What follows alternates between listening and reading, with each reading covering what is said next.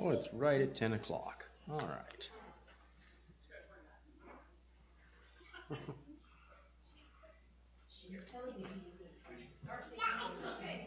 I got a really long because I'm covering like I'm doing class this Sunday and next Sunday, and I'm trying to get all the way through chapter 44, and I'm going to be backing up into 39 to start the story today. I think we're in 41, but I'm going to be covering 40 anyway. So, like I said, I'm backing up into 39 to start us off. So, I'm on the whole story in this week and next. I'm on the whole story of post fall and the remnant that goes into Egypt. So that's like 4.5 chapters in 2 weeks.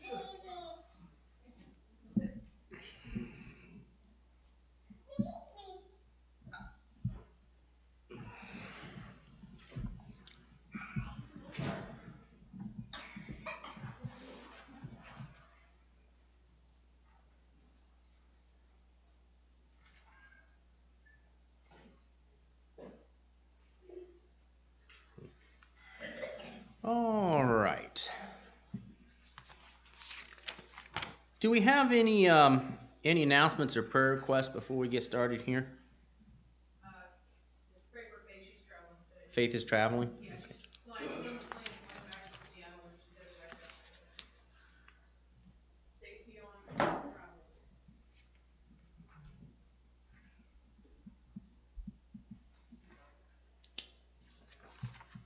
Margaret called to say she wouldn't be here because she's having bad chest pains. Oh, I know she was on the phone with Pat. Yeah, there he is. You're back in just now. So yeah.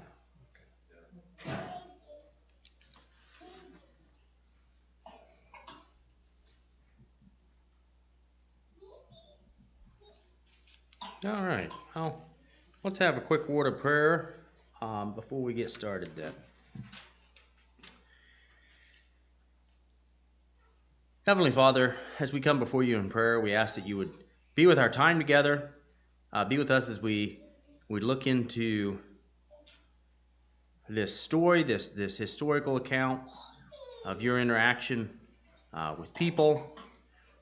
Help us to learn from that and to learn more about you, to learn more about how we interact with you. Be with those that are traveling. We know that Faith is traveling, and also many other people are traveling. Give everybody safe travels. We know that locally our hunting season is about to begin. We ask that you be with everybody that will be traveling through the woods and the fields for that. Give them safety. Be with Margaret and her health conditions, as she's not feeling well this morning. Be with others we know that are dealing with health problems. Be with this congregation. Help us to pursue after you. Help us to be a light in our community. Be with each of us in the struggles and difficulties we face. Help us to trust in you. Help us to look for opportunities to help one another. Thank you for sending us your son, Jesus. It's in Jesus' name that we pray. Amen. All right. So yes, as was alluded to, I've got class 2 weeks, so I'm going to try and get through the whole story of the remnant, those that were left behind once Babylon captured Jerusalem. It's a story, at least myself, wasn't extremely familiar with. I read the account that was given in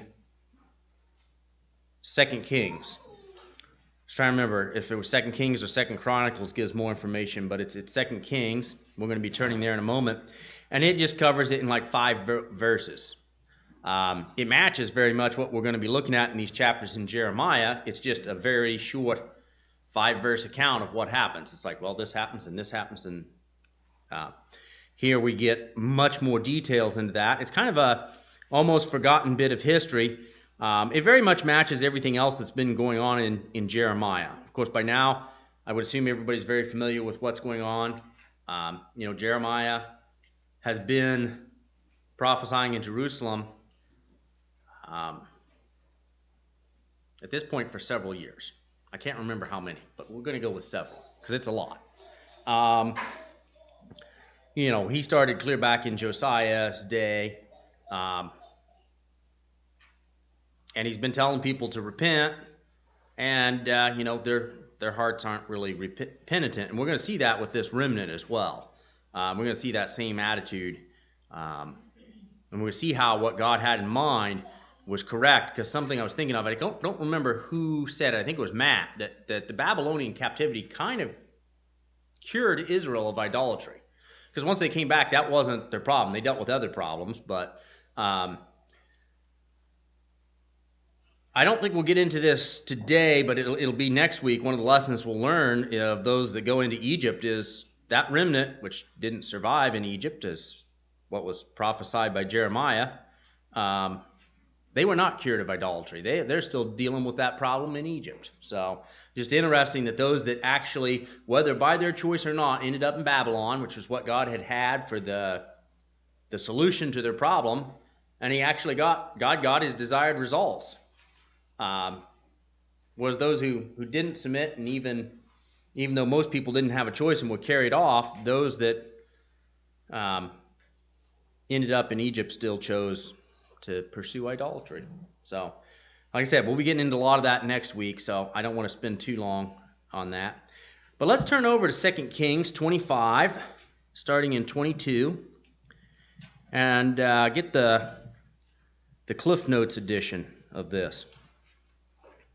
2 Kings 25, starting in 22, says, "And as for the people that remained in the land of Judah, whom Nebuchadnezzar, king of Babylon, had left, even over them he made Gedaliah," I may be pronouncing that wrong, I'm not sure how many syllables that's supposed to have. My wife is actually making me a pronunciation guide. Okay. Well, I was joking last night. I don't know. It's one of these names. I thought it was 3, but if you're from the South, I'm pretty certain it's supposed to be 4. So maybe this is Gedaliah. Whatever you do today won't be as bad as I did last week. But Gedaliah, the son of Achim, the son of Shaphan, ruler. And when the captains of the armies, they and their men, heard that the king of Babylon had made Gedaliah governor, there came to Gedaliah to Mizpah even Ishmael, the son of Nethaniah, and Johanan, the son of Kara, and Sarah, the son of Tummoth, the Netophathite, and Jehaziah, the son of Maccathite, they and their men.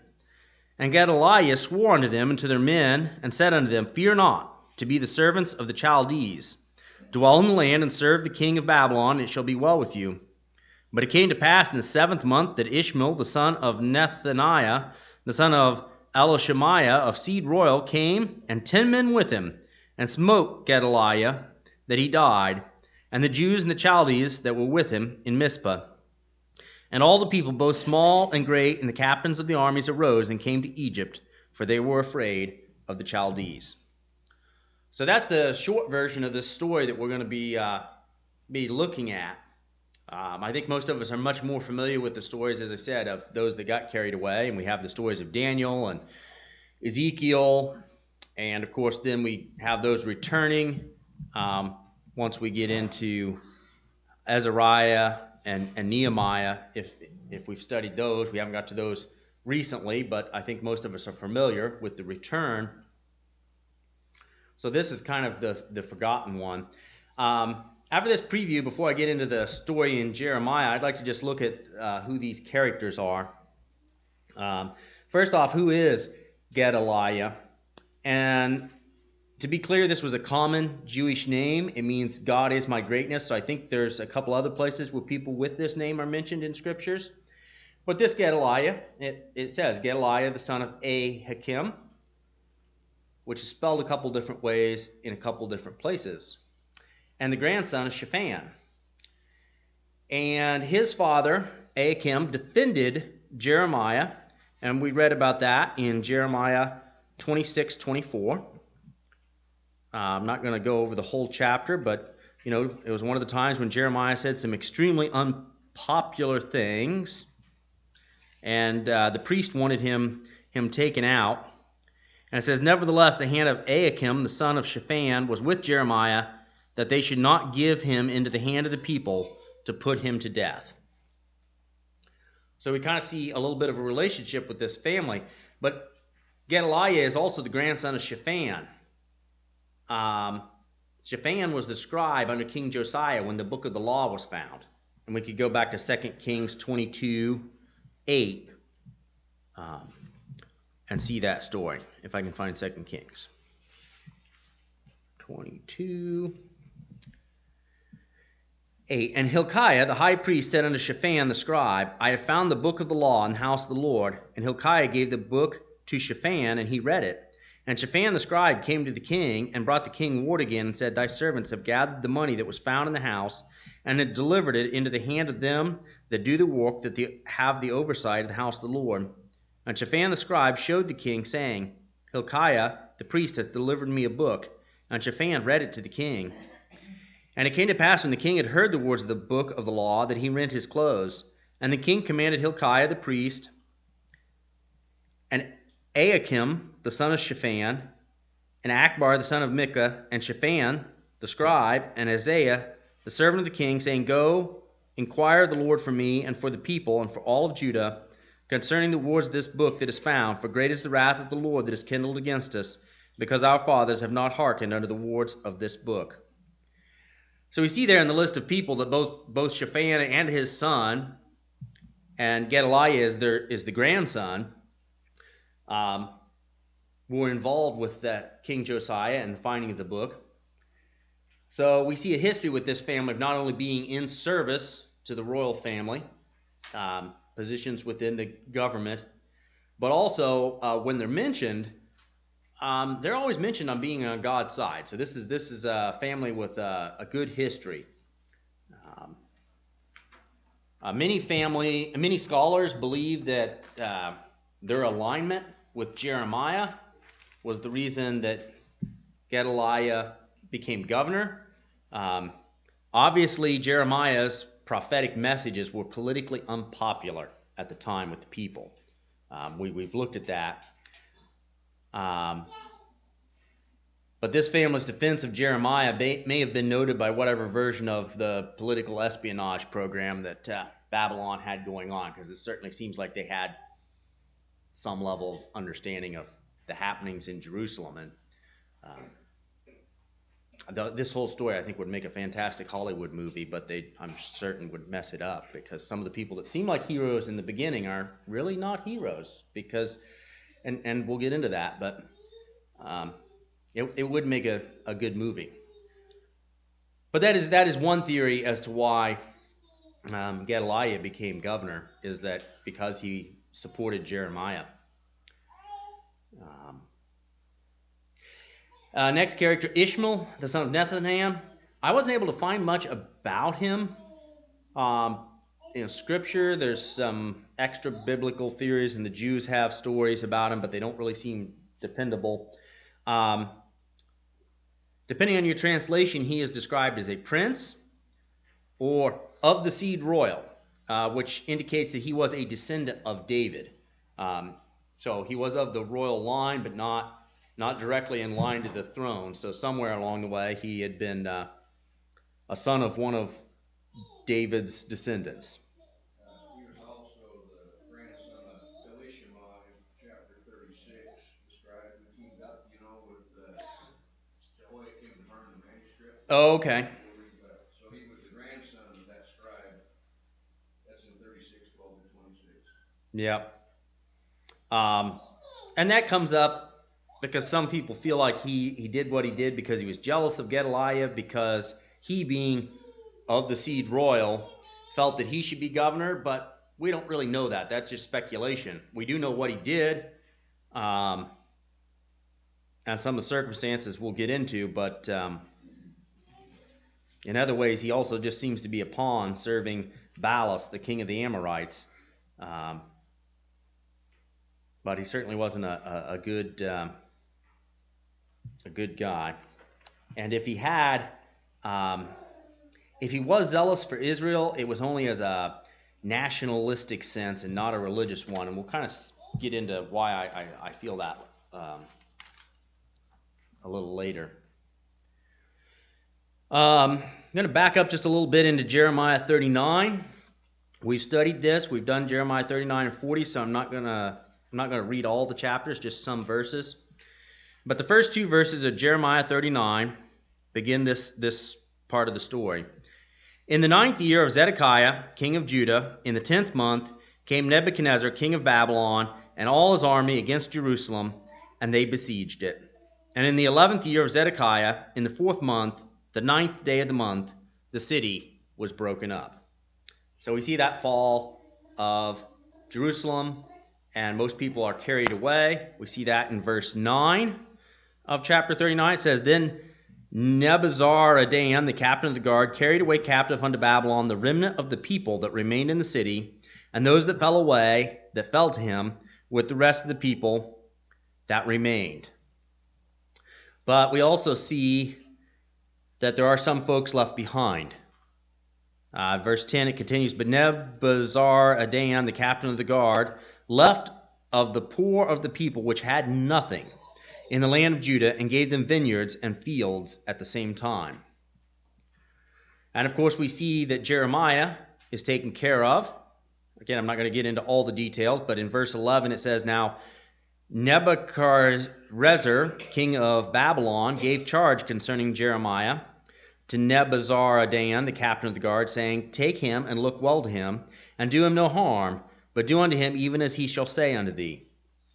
So they seem to have realized that a lot of what he said was pro-God, but because God was saying, submit to Babylon, the Babylons liked it. So, that put him in a position where they're like, don't harm Jeremiah.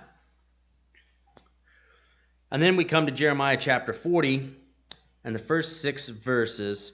It says, The word which came to Jeremiah from the Lord, after that Nebuzaradan, the captain of the guard, had let him go from Ramah, when he had taken him, being bound in chains, among all that were carried away captive of Jerusalem and Judah, which were carried away captive unto Babylon. And the captain of the guard took Jeremiah, and said unto him, The Lord thy God hath pronounced this evil upon this place. Now the Lord hath brought it, and hath done according as he has said, because ye have sinned against the Lord, and have not obeyed his voice. Therefore this thing is come upon you. And now, behold, I loose thee this day from the chains which were upon thy hand. If it seem good unto thee to come with me into Babylon, come, and I will look well unto thee. But if it seem ill unto thee to come with me unto Babylon, forbear. Behold, all the land is before thee. Whither it seemeth good and convenient for thee to go, thither go. Now, while he was not yet gone back, he said, Go back also to Gedaliah, the son of Achim, the son of Shaphan, whom the king of Babylon hath made governor over the cities of Judah, and dwell with him among the people, or go wheresoever it seemeth convenient unto thee. So the captain of the guard gave him victuals and a reward, and let him go. So they tell Jeremiah he can go wherever he wants in verse 4, but then in verse 5, it is kind of suggested to him that he go back to Gedaliah, even though they say, Go wheresoever thou seemest, but it seems as though they really suggest that. But it's very clear that Jeremiah gets to make the choice, but it does seem as though it is suggested that he go back. And they give him supplies and a gift. Other translations will say reward. But he's taken care of.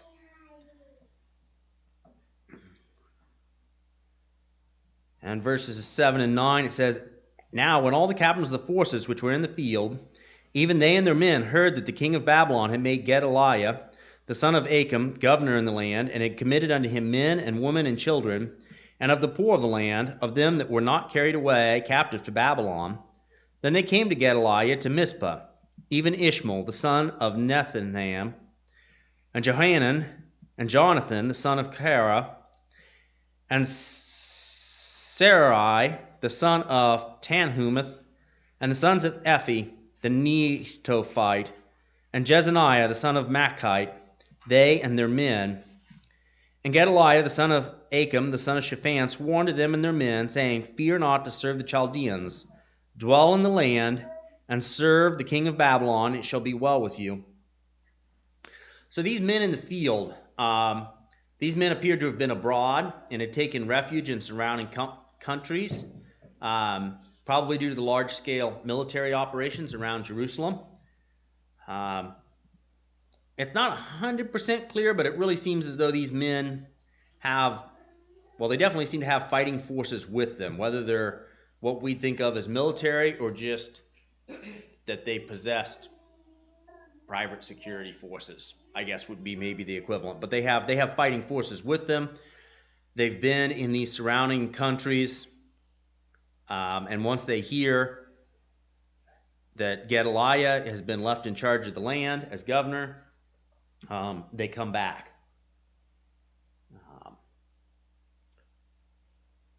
Continuing in verse 10, it says, As for me, behold, I will dwell at Mizpah to serve the Chaldeans, which will come unto us.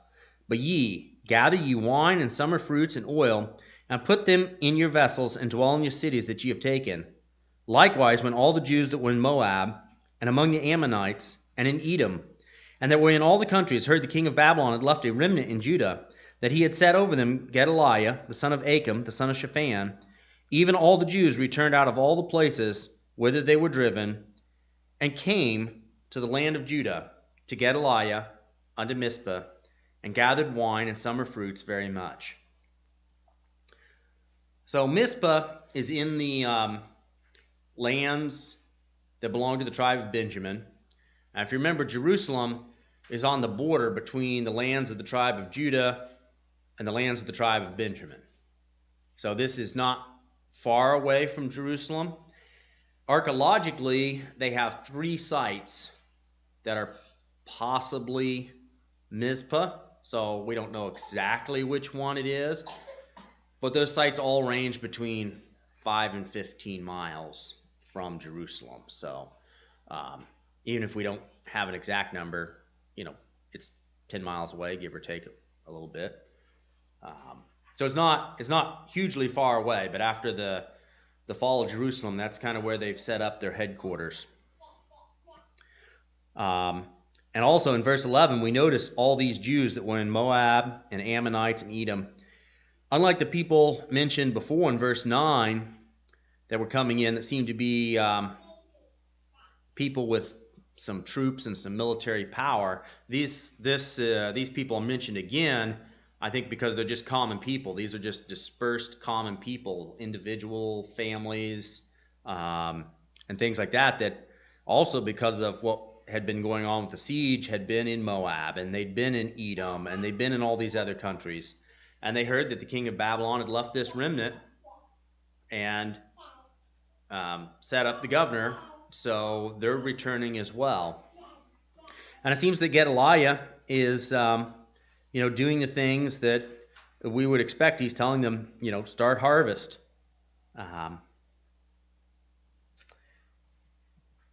And in verse 12, it says, Even all the Jews returned out of all the places whither they were driven, and came to the land of Judah to Gedaliah unto Mizpah, and gathered wine and summer fruits very much. So we see basically they're rebuilding their economy in an agricultural-based society. This harvest is the economy. And it says they gathered very much. If you go to extra biblical history sources, this seems to be confirmed. But scholars also note that due to the low numbers of people remaining, this remnant was not a large population. And so there's lots of land, there's lots of vineyards, and that's why there was summer fruits very much. It's because you've got this land that used to support a much larger population. So that's why they gathered very much. So if we stop right here, kind of seems like things are going well. They've got a governor over them. They've got a good harvest. Lots was taken in, but it doesn't end there.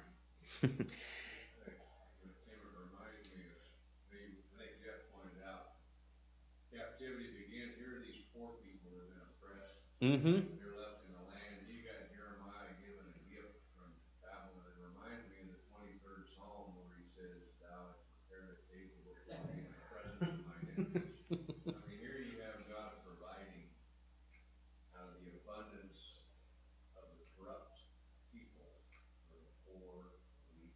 Yep. Jeremiah. All the rest of them have been carried away. But yeah, things look good if the story stopped here for that remnant. And frankly, if you stop here, what we would actually expect in our minds, at least in my mind, thinking of it, if the story stopped here and I didn't read anymore, I would be like, yeah, this is a remnant. This is where God's going to rebuild from just the remnant. But that's not how this story goes. There may be other stories that go that way, but not this one. This story is about to take a very drastically different turn. In verse 13, I'll read through the end of the chapter. It says, Moreover, Johanan the son of Kareth and all the captains of the forces that were in the fields came to Gedaliah to Mizpah, and said unto him, Dost thou certainly know that Baalis, the king of the Ammonites, has sent Ishmael the son of Nethanan to slay thee? But Gedaliah the son of Ahikam believed them not. Then Johanan the son of Kareth spoke to Gedaliah in Mizpah secretly, saying, Let me go, I pray thee, and I will slay Ishmael the son of Nethaniah, and no man shall know it. Wherefore should he slay thee, that all the Jews which are gathered unto thee should be scattered, and the remnant in Judah perish? But Gedaliah the son of Ahikam said to Johanan the son of Kareth, Thou shalt not do this thing, for thou speakest falsely of Ishmael. So we see that Ishmael has some level of alliance with Baalis, king of Ammon. And we know he was listed among these military people that were dispersed in these surrounding countries, Ammon and Moab and Edom. They're in those places. So it makes sense that he obviously had a relationship with them. But he was sent to kill the governor. And these other military men who had also been abroad, they knew about it. And they tried to warn Gedaliah, but he did not believe them. And in fact, they offered, we can go take Ishmael out for you and protect you. But he says it's a falsehood, and he does not permit that. And continuing into chapter 41 now. Now it came to pass in the 7th month that Ishmael, the son of Nethanan, the son of Elishma, of the seed royal, and the princes of the king, even 10 men with him, came to Gedaliah, the son of Ahikam, to Mizpah. And there they did eat bread together in Mizpah. And then arose Ishmael, the son of Nethanan, and the 10 men that were with him, and smote Gedaliah, the son of Ahikam, the son of Shaphan, with the sword, and slew him, whom the king of Babylon had made governor over the land. And Ishmael slew also all the Jews that were with him, even with Gedaliah at Mizpah, and the Chaldeans that were found there, and the men of war. So here we see that what had been heard was true, and that Ishmael was successful with 10 men in murdering Gedaliah.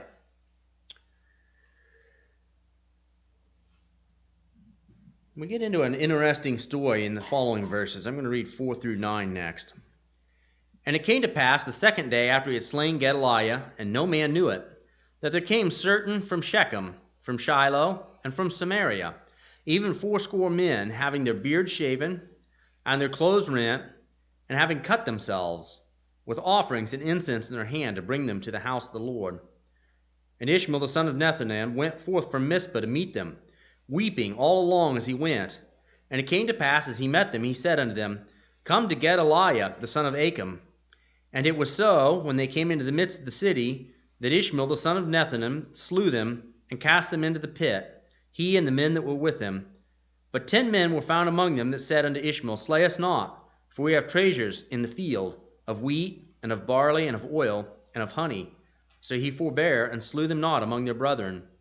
Now the pit where Ishmael had cast all the dead bodies of the men, whom he had slain before Gedaliah, was it which Asa the king had made for fear of Baasha, king of Israel.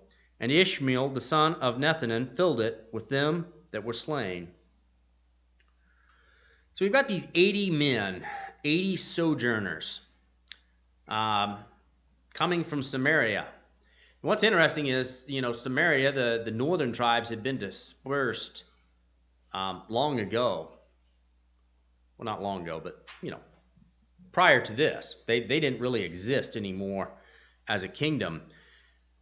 What's interesting to me is you see people coming from there that still were loyal followers. They're coming to the temple to offer incense. They're coming in mourning. It gives these various things as signs of mourning, and this would have been, the temple's just been destroyed, which is the reason they're coming in mourning. It does kind of match what we know about the northern tribes, because under Mosaic law, you weren't supposed to cut yourself for mourning, but we know they had adopted several of the cultural things about them. Like back when we were studying through Kings, that was one of the things we noted, is how they were mixing things from the culture around them with their worship of God. So that trend still seems to continue, because this is something that really wasn't allowed under the Mosaic law, but was common in the societies around them. So they've come, their beards are shaven off, their clothes are rent, and they've cut themselves. But still, they're coming to offer incense to, I'm assuming, it says to bring it to the house of the Lord. I'm assuming to the remains of the house of the Lord. And this is why some people question why Ishmael was doing all this. Certainly it seems that he was loyal to Ammon, and we're going to see here shortly he tries to go right back to the king of Ammon. Many scholars have speculated he did this because he was very jealous of Gedaliah, because he was seed royal and he felt like he had more claim than Gedaliah, but we don't really know that. And if he were very concerned about Israelites, this murder of 70 of these 80 men doesn't seem to match with that. So if he was zealous over this, he was only zealous over Israel as a nation and not as a religion. He didn't seem to have respect for those that were trying to worship the God of Israel. And you would have, in this case, these are people that may be Israelites coming from the northern kingdom remnant, but you would have those, and there were instructions throughout the Mosaic law of when there would be the stranger that dwells among you. There were other people we'd read about that would come and offer at the temple, and there were instructions to allow those. God allowed other people that wanted to come, but Ishmael doesn't seem to, this to me makes it obvious he's not interested in the religious side of things at all. He also seems to be just a bad character all around, as though murdering your competition isn't bad enough, but also he accepts the bribe from the 10 people who claim they have treasures in the field and doesn't murder them. So he's not only murderous and angry, he's also greedy. So he's got all these bad guy characteristics that we seem to have. In verse 10, starting back up, it says, "Then Ishmael carried away captive all the residue of the people that were in Mizpah, even the king's daughters, and all the people that remained in Mizpah, whom Nebuzaradan, the captain of the guard, had committed to Gedaliah, the son of Ahikam, and Ishmael, the son of Nethaniah, carried them away captive, and departed to go over to the Ammonites. But when Johanan, the son of Kara, and all the captains of the forces that were with him heard of the evil that Ishmael, the son of Nethanan, had done, then they took all the men and went to fight with Ishmael, the son of Nethaniah, and found him by the great waters that are in Gibeon. Now it came to pass that when all the people which were with Ishmael saw Johanan, the son of Kari, and all the captains of the forces that were with him, they were glad. So all the people that Ishmael had carried away captive from Mizpah cast about and returned, and went unto Johanan, the son of Kara. But Ishmael, the son of Nethaniah, escaped from Johanan with 8 men, and went to the Ammonites."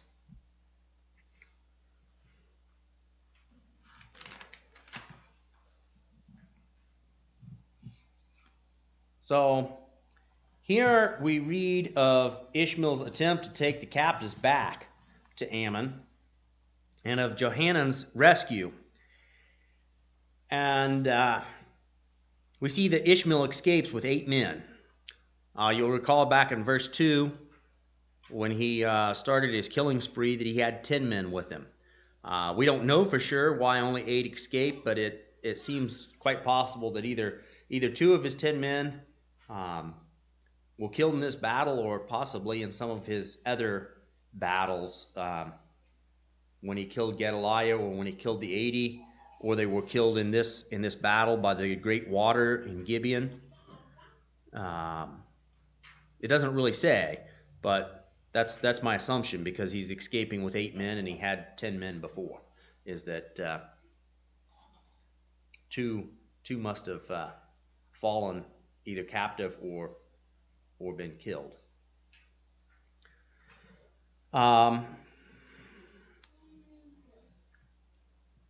Again, that's just me doing math. It's not really mentioned in the story what happened to the other 2 men. But at this point in the story, you kind of want to cheer for Johanan, the son of Kara. At this point, he's defeated, Ishmael, but he won't turn out to be as much of a hero as it seems as we continue this story, sadly. We just keep falling from one bad guy into another level of bad guy.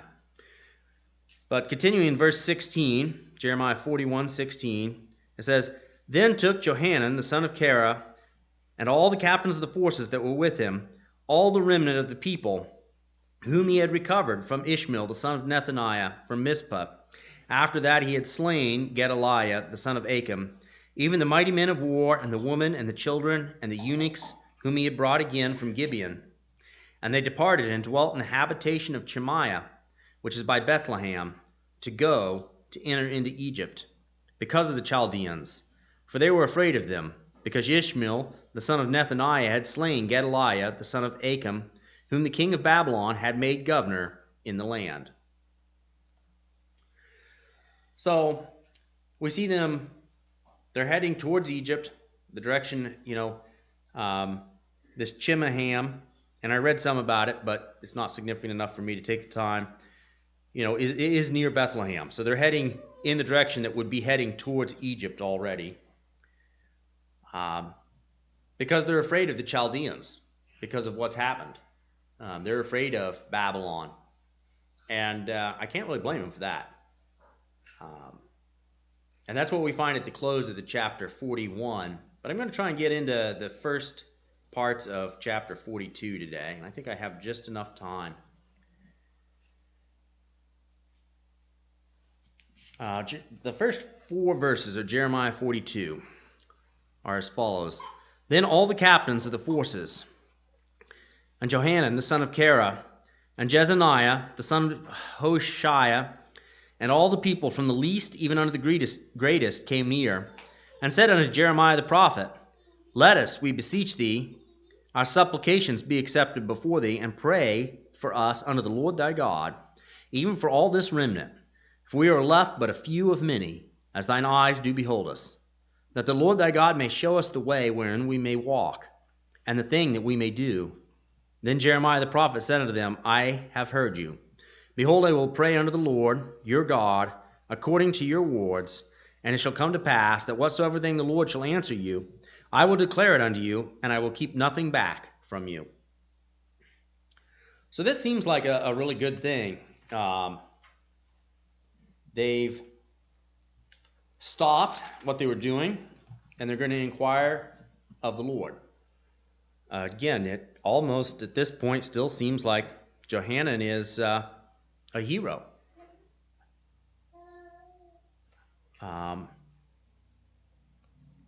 But I wanted to read 5 and 6 separately, because we'll be getting into that once we get past Jeremiah's response. Because here's what they say in verses 5 and 6. It says, "Then they said to Jeremiah, The Lord be a true and faithful witness between us, if we do not even according to all the things for which the Lord thy God shall send thee to us. Whether it be good or whether it be evil, we will obey the voice of the Lord our God, to whom we send thee, that it may be well with us when we obey the voice of the Lord our God." So they've specifically said, with God as our witness, if we don't do the things that that God tells us we're going to do whatever he says. So that'll be a factor once we get past the response. I'm going to read the rest of chapter 42 just all in one shot because it's the answer that comes back after Jeremiah prays. 42, starting in verse 7. And it came to pass after 10 days that the word of the Lord came unto Jeremiah. Then called he Johanan the son of Kara, and all the captains of the forces which were with him, and all the people from the least even to the greatest, and said unto them, Thus saith the Lord, the God of Israel, whom ye sent me to present your supplication before them. If ye will still abide in this land, then will I build you, and not pull you down, and I will plant you, and not pluck you up.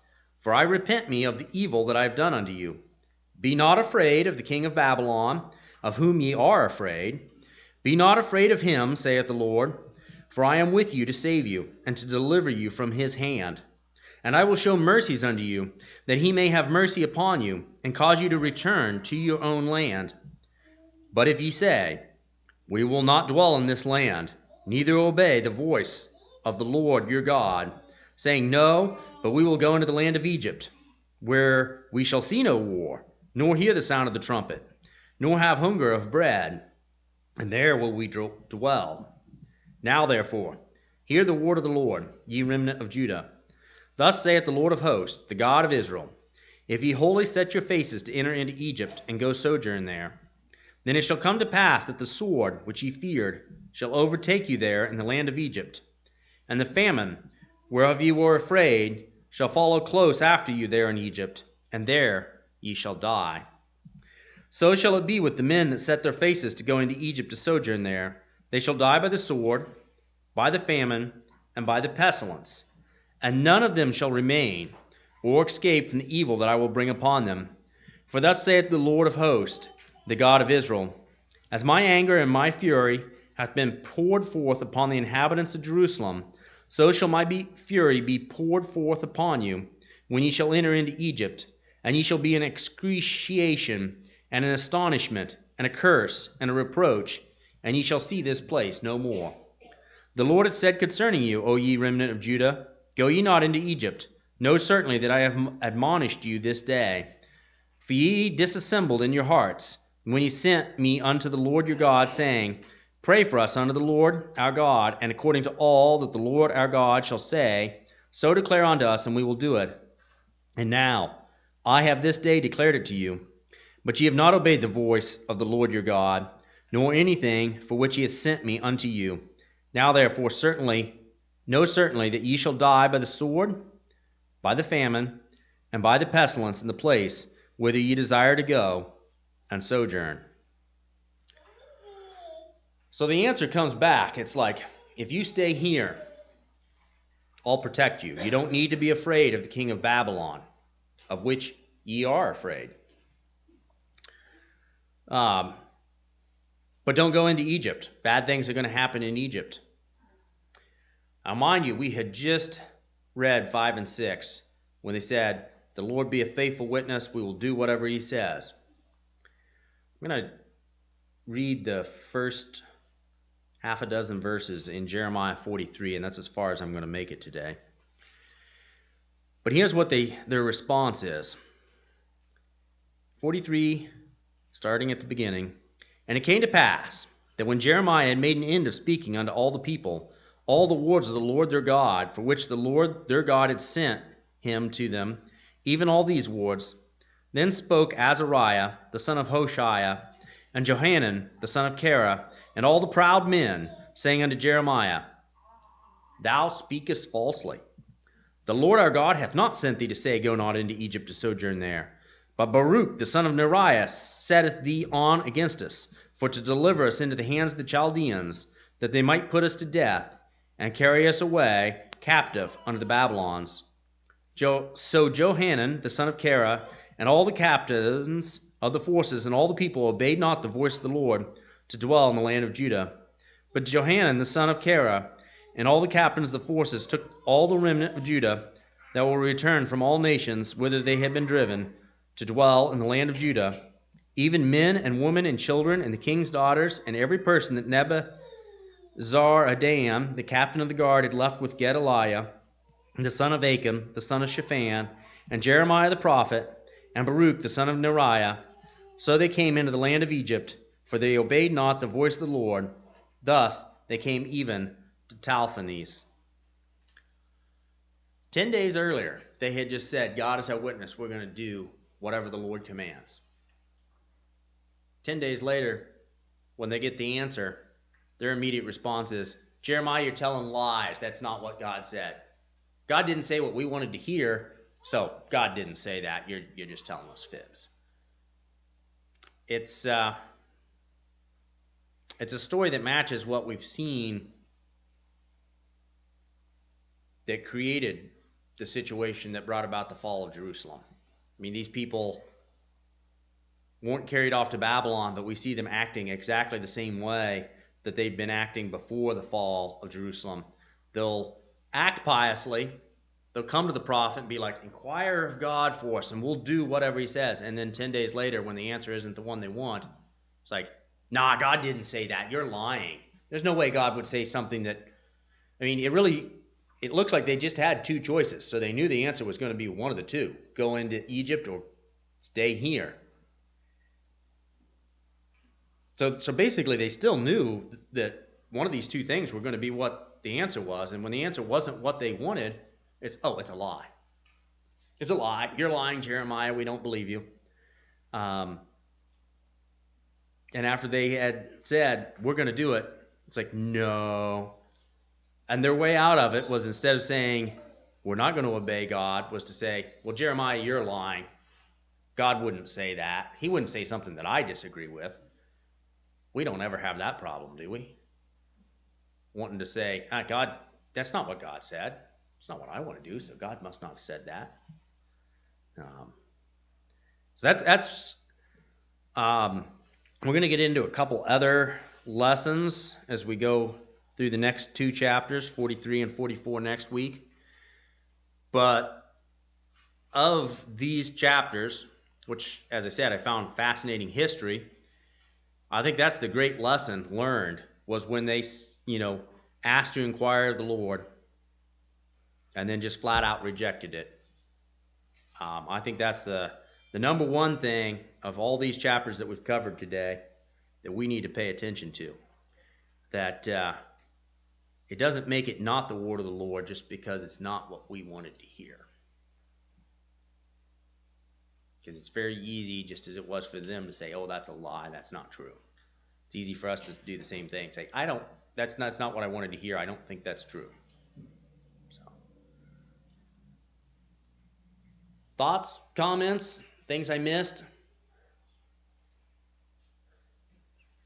I covered a lot, so I'm sure there's things I missed.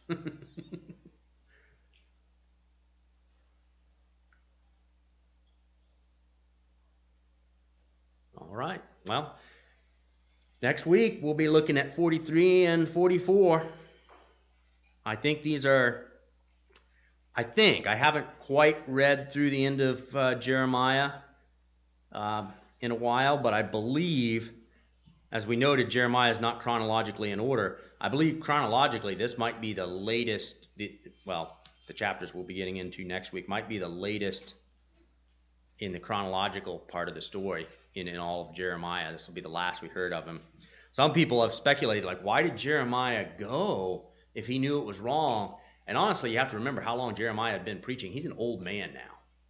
And when all the rest of the remnant is going into Egypt, because I've read multiple people like, why did Jeremiah do that? Why didn't he go back to Babylon? I'm not really sure he had a choice.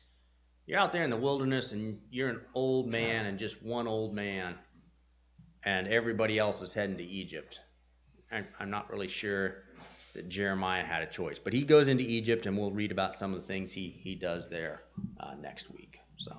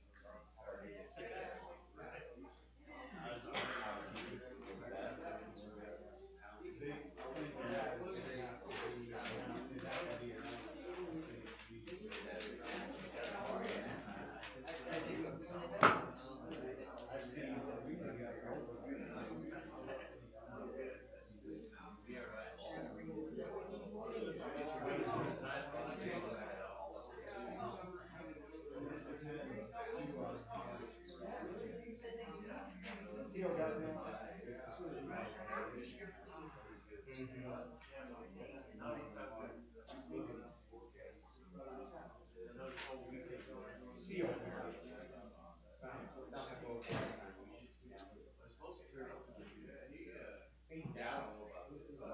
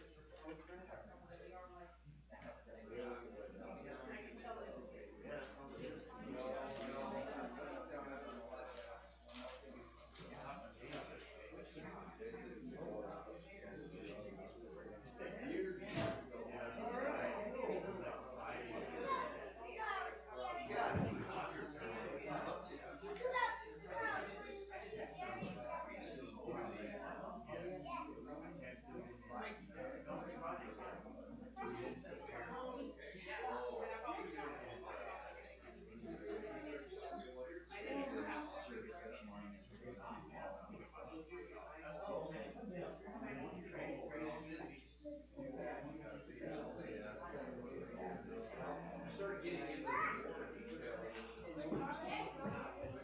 detail.